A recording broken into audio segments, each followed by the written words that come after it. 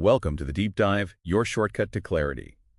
Today, we're diving into sources on a cognitive strategy that sounds, well, a bit odd, but it's actually a known high-performance trick. It's about strategically talking to yourself.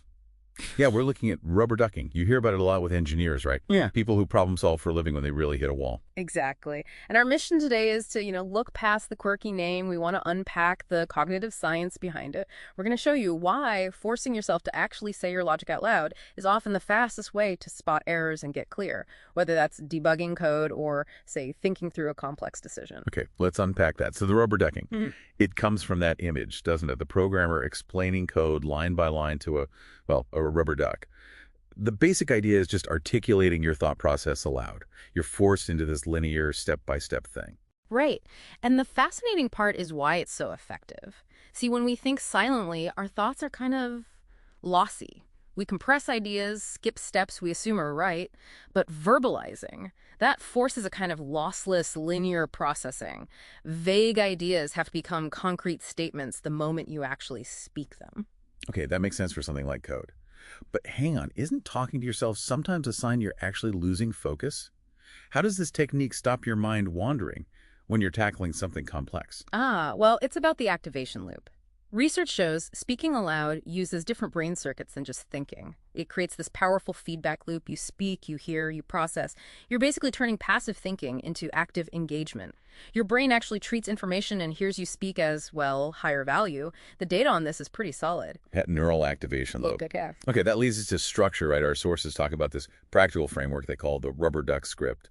It sounds like it formalizes the self-talk, turning it from just rambling into really targeted problem solving. Exactly. It's a simple framework, really. 4 steps. Yeah. You start by making the invisible stuff visible. Step 1, state your goal clearly. What are you actually trying to do? Then, step 2, describe the problem verbally.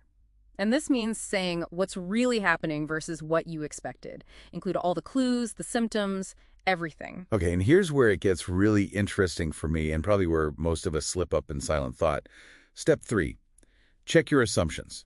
This means listing them out explicitly, challenging them, getting away from what our sources call default thinking. Yes, that's crucial. We all run on mental shortcuts, right? Ingrained biases, that's the default thinking.